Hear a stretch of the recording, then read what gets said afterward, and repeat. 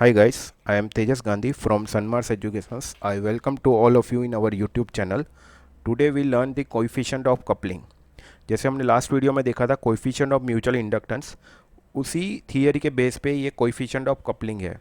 मतलब कि इस थियरी में हम पढ़ेंगे, जैसे हमने कोएफिशिएंट ऑफ म्यूचुअल इंडक्टेंस में देखा था कि 100% फ्लक्स जो फर्स्ट मैग्नेट में जनरेट हो रहा था या प्रोड्यूस हो रहा था, वो दूसरे मैग्नेट के अंदर 100% फ्लक्स ट्रांसफ़र हो रहा था। मतलब हमने यहाँ पे वहाँ पे हमने कंडीशन एजम्पशन ली थी, पर एक्चुअल और प्रैक्टिकल कंडीशन में ऐसा नहीं होता है। जो फर्स्ट मैग्नेट में फ्लक्स जनरेट होता है तो वो 100% फ्लक्स दूसरे मैग्नेट के अंदर ट्रांसफ़र नहीं होता है।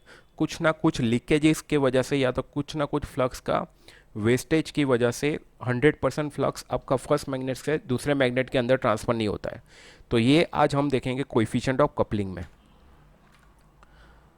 First of all the definition, coefficient of coupling क्या होता है? The fraction of magnetic flux produced by the current in one coil that links with the other coil is called a coefficient of coupling, and between the coil it is denoted by K। जैसे मैंने बताया था कि first magnet के ऊपर हमने coil wound की, उसको हमने सप्लाई दिया। दूसरे मैग्नेट के ऊपर कॉइल वाउंड की, हमने उसको गैल्वेनोमीटर के साथ कनेक्ट किया। यहाँ पे हम कंडीशन चेंज भी कर सकते हैं, सेकंड मैग्नेट को सप्लाई दो और फर्स्ट मैग्नेट को गैल्वेनोमीटर के साथ भी कनेक्ट कर सकते हैं।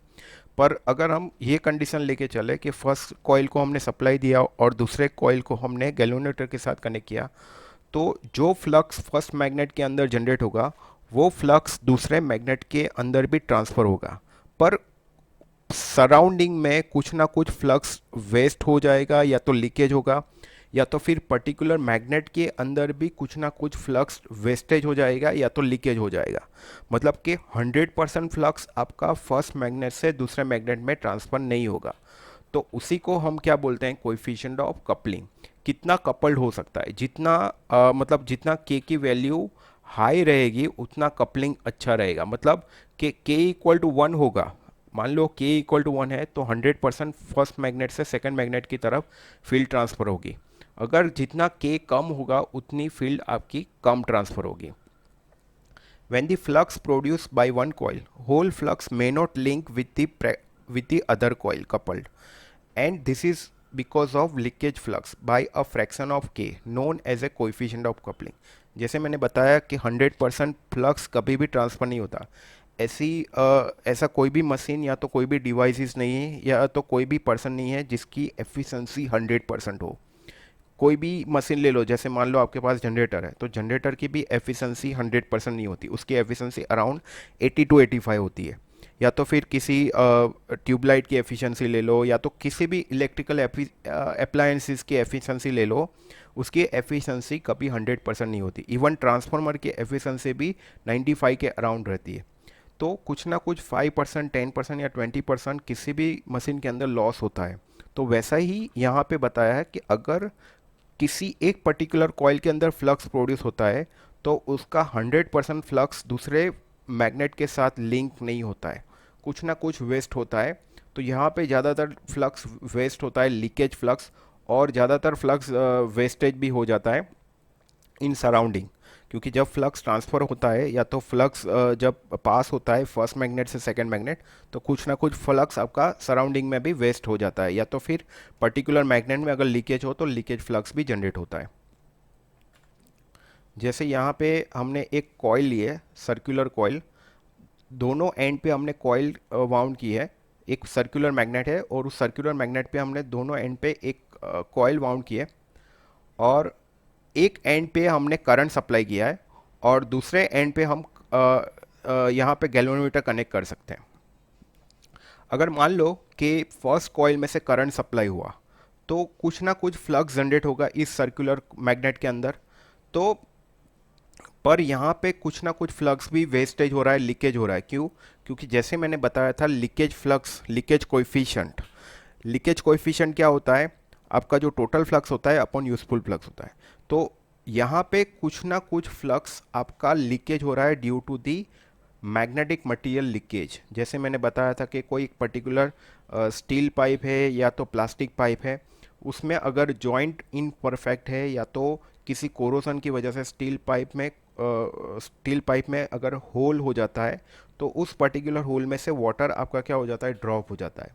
तो ये जो वाटर ड्रॉप हो रहा है वो हम यूज़ नहीं कर रहे हैं, मतलब वो उससे हम किसी भी काम में या तो किसी भी कंडीशन में हम उसको यूज़ नहीं कर रहे हैं, उसको ही हम क्या बोलते हैं, लीकेज वाटर।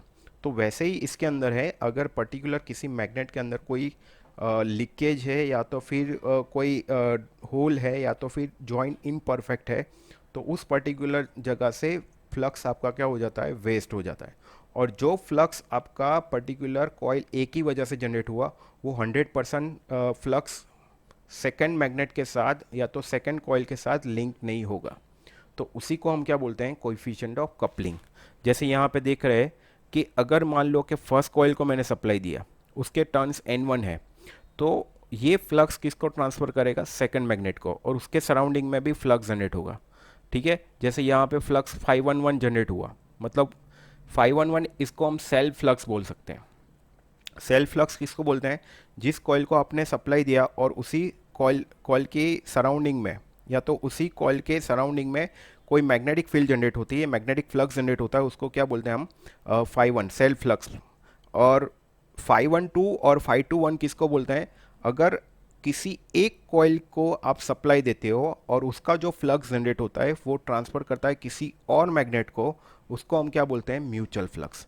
तो 511 and 522 is a behaves as a self flux and 521 and 512 is behaves as a self flux। 522 यहाँ पे हम कंडीशंस चेंज कर सकते हैं।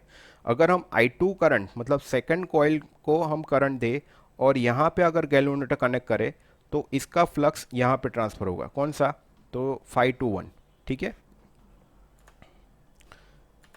next one is derivation। Consider the two magnetic coils A and B when current I1 flows through the coil A। जैसे मैंने बताया कि अगर हम फर्स्ट कॉइल को सप्लाई कर रहे हैं करंट, और उस पर्टिकुलर कॉइल के उस पर्टिकुलर मैग्नेट के सराउंडिंग में मैग्नेटिक फील्ड जनरेट होती है, और वो मैग्नेटिक फील्ड किसको ट्रांसफ़र करेगा, सेकंड मैग्नेट को।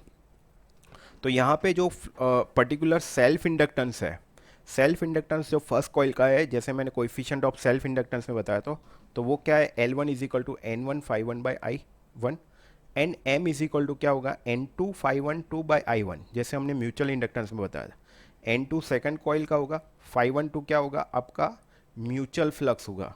It can be transfer the flux from first magnet to second magnet divided by I1 and that equal to N2 K51। K51 क्यों लिखा है, 512 इज इक्वल टू हम लेंगे K51, क्योंकि K यहाँ पे क्या इंडिकेट कर रहा है, कोएफिशिएंट ऑफ कपलिंग, मतलब कितना कपल्ड हो रहा है।